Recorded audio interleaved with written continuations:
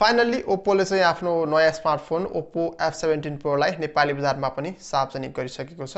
यो फोनलाई चाहिँ इन्डियामा ओप्पोले सार्वजनिक गरेको केही दिनमै नेपाली बजारमा पनि सार्वजनिक गरेको छ।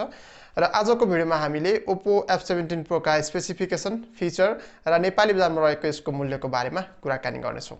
कृपया भिडियो अन्त्यसम्म हेर्नुहोला। यदि तपाईले अहिलेसम्म हाम्रो च्यानल सब्स्क्राइब गर्नुभएको छैन भने च्यानल सब्स्क्राइब गरी नजिकै आउने बेल आइकन थिचेर अल गर्नुहोला। सुरु गरौँ आजको भिडियो। सबैभन्दा पहिला हामी डिस्प्लेबाट सुरु गरौँ। साथीहरु, यसमा 6.43 इन्चको पञ्च होल कटआउटमा सुपर एमोलेड फुल एचडी प्लस डिस्प्लेलाई देख्न सकिन्छ। 20:9 एस्पेक्ट रेशियो रहेको छ भने 60 हर्ट्ज को रिफ्रेश रेट यसमा रहेको छ। त्यस्तै प्रोटेक्सनको लागि यो फोनमा कर्निङ गोरिल्ला ग्लास 3 को प्रयोग गरिएको छ। यो फोनमा हामीले इन डिस्प्ले फिंगरप्रिन्ट सेन्सरलाई पनि देख्न सक्छौं।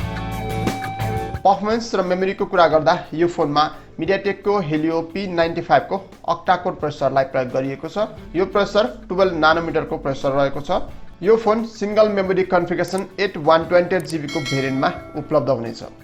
स्टोरेज एक्सपान्ड गर्नको लागि यो फोनमा dedicated micro SD card slot दिएको छ, जसको मद्दतबाट तपाईले 512GB सम्म स्टोरेज एक्सपान्ड गर्न सक्नुहुनेछ। अब कुरा गरौँ यो फोनको क्यामेराको बारेमा। यो फोनमा टोटल 6 वटा क्यामेरालाई देख्न सकिनेछ। ब्याक साइडमा स्क्वायरिश मोडलमा क्वाड क्यामेरा सेटअप रहेको छ, जसमा 48 मेगापिक्सलको मेन क्यामेरा रहेको छ, जसको अपर्चर f1.7 रहेको छ। त्यस्तै 8 मेगापिक्सलको अल्ट्रा वाइड लेन्स र 2 मेगापिक्सलको ड्युअल मोनो क्यामेरालाई पनि यहाँ देख्न सकिन्छ। फ्रन्ट साइडमा पञ्च होल कटआउटमा ड्युअल सेल्फी क्यामेरालाई पनि देख्न सकिन्छ। यसमा सोनीको IMX471 को 16 मेगापिक्सलको मेन क्यामेराको साथमा 2 मेगापिक्सलको डेप्थ सेन्सरलाई प्रयोग गरिएको छ।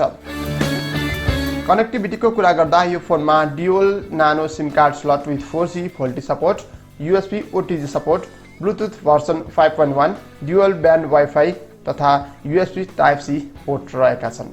सफ्टवेयरको कुरा गर्दा यो फोनमा ColorOS 7.2 रहेको छ र यो चाहिँ एन्ड्रोइड 10 मा बेस्ड रहेको छ। सेक्युरिटीको कुरा गर्नुपर्दा यो फोनमा इन डिस्प्ले फिंगरप्रिन्ट सेन्सर रहेको छ भने फेस अनलकको पनि सुविधा रहेको छ। यो फोनमा air gesture, anti lag algorithm जस्ता फिचरहरू पनि रहेका छन्। यो फोनमा रहेको एयर जेस्चर फिचरको मद्दतले फोनको स्क्रिनमा नछोइकन पनि 20 देखि 50 सेन्टिमिटर सम्मको दूरीबाट इशारा मार्फतै कल उठाउन सकिनेछ। विशेष गरी तपाई केही खाँदै हुनुहुन्छ वा तपाईको हात भिजेको छ, कुनै काम गर्दै हुनुहुन्छ, हात फोहोर छ भने त्यो बेला फोन छुँदा स्क्रिनमा हानि पुग्ने सम्भावना हुन्छ र त्यो बेला यो फिचर चाहिँ निकै नै उपयोगी हुने गर्छ। अब ब्याट्रीको कुरा गरौँ। ब्याट्रीको कुरा गर्दा यो फोनमा 4015 mAh को ब्याट्रीलाई दिएको छ with 30 watt VOOC flash charge 4.0 support. यो 30 वाट को VOOC चार्जरले 5 मिनेट चार्ज गर्दा ओप्पो F17 Pro मा 4 घण्टासम्म फोनमा कुरा गर्न सकिनेछ भने झन्डै 2 घण्टासम्म युट्युब चलाउन सकिनेछ।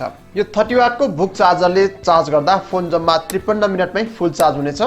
त्यस्तै ओप्पो F17 Pro मा सुपर ब्याट्री सेभिङ मोड रहेको छ।